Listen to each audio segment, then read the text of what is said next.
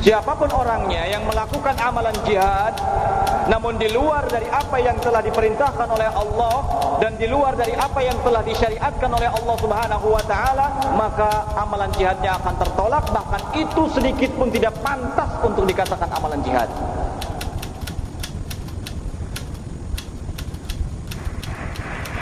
Karena amalan jihad itu adalah amalan yang agung. Bahkan dikatakan amalan jihad itu adalah min afdhalil qurubat, perkara yang paling afdal untuk mendekatkan diri kepada Allah Subhanahu wa taala. Kalau Allah Subhanahu wa taala mengistilahkan amalan jihad itu dengan tijaratun rabihatun, perniagaan yang sangat menguntungkan. Hal itu dinyatakan oleh Allah dalam firman-Nya Quran As-Saff, ya ayyuhalladzina amanu hal adullukum ala tijaratin tunjikum min adzabin alim. Hai orang-orang yang beriman, maukah kalian kuberitahukan, maukah kalian aku tunjukkan kepada suatu perniagaan tunjikum min adzabin alim, yang dapat menyelamatkan kalian dari azab yang pedih. Para sahabat Rasulullah sallallahu alaihi wasallam ketika mendengar turunnya ayat ini, maka mereka mengatakan, kalau seandainya kami tahu apa gerangan perniagaan yang dimaksud, tentulah kami akan menyerahkan diri kami dan harta benda kami. Kemudian Allah Subhanahu wa taala turunkan ayat yang berikutnya, tu'minuna billahi wa rasulihi wa tujahiduna fi sabilillah bi amwalikum wa anfusikum dzalikum khairul lakum in kuntum ta'lamun.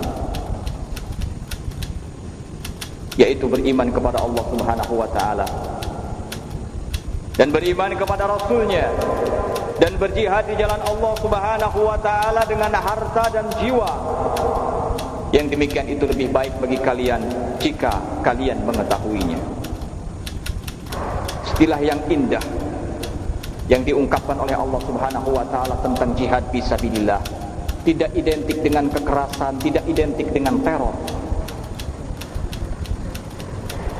Walaupun kalau secara bahasa manusia mungkin tergambar bahwa jihad itu tidak luput daripada tindakan kekerasan, tetapi itu semua tujuannya adalah mengambil suatu kemaslahatan, bukan malah memunculkan suatu kemudaratan. Jika Nabi alaihi salatu wassalam mengistilahkan jihad itu dengan kata-kata dzirwatu sanamil Islam, puncak ketinggian Islam, dalam sebuah hadis yang diriwayatkan oleh Imam Al-Bukhari dan Muslim dari sahabat Mu'adz bin Jabal, Rasulullah sallallahu alaihi wa ala alihi wasallam berkata kepadanya,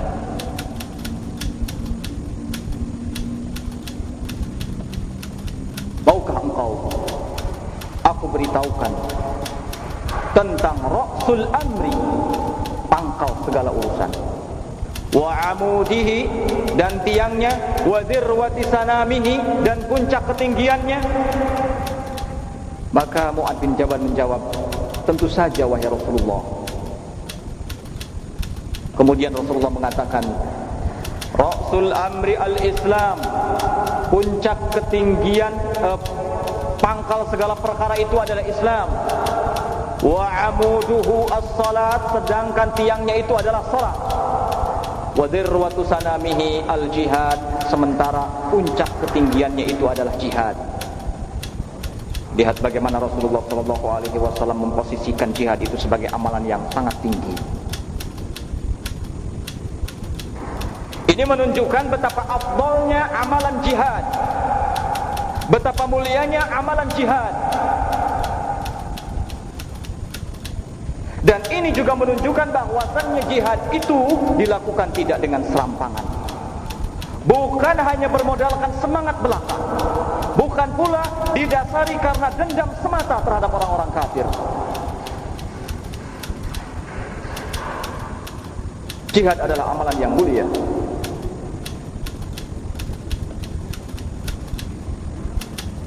Jihad membutuhkan persiapan-persiapan yang matang.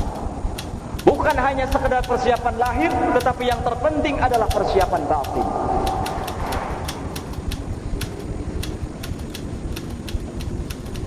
Kalau seseorang sudah bisa membuat bom kemudian meledakkannya, atau memegang satu senjata kemudian menembakkannya, itu belum dah dikatakan cukup untuk persiapan berangkat jihad. Itu hanya persiapan lahiriah, yang bila dibandingkan dengan persiapan batin, itu belumlah ada apa-apanya.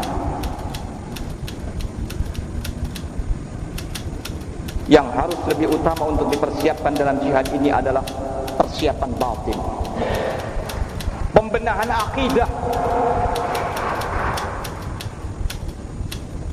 memperkuat akidah, mempelajari akidah, membina diri dengan akidah yang benar.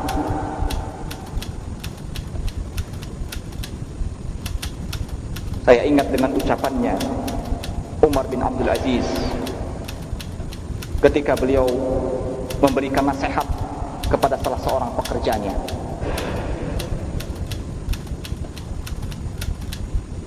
Kebencianmu terhadap orang-orang kafir, janganlah sampai melupakan dosa-dosamu yang telah kamu lakukan. Ingat, sesungguhnya kita dimenangkan melawan orang-orang kafir itu adalah karena dosa-dosa mereka. Kalau bukan karena itu, maka kita tidak akan pernah menang melawan mereka dengan kekuatan kita. Karena sesungguhnya kekuatan kita itu tidak sebanding dengan kekuatan mereka. Ini sesungguhnya kalimat yang luar biasa agung, dan kalimat yang sudah seharusnya untuk menjadi renungan kita bersama, bahwa jihad bukanlah amalan yang ringan. Jihad tidaklah dibicarakan oleh sembarangan orang, sehingga Syekhul Islam Ibn Taimiyah rahimahullah mengatakan bahwa kalau urusan jihad itu yang berbicaranya adalah ahlul ilmi, orang-orang yang benar-benar dalam bidang keilmuannya.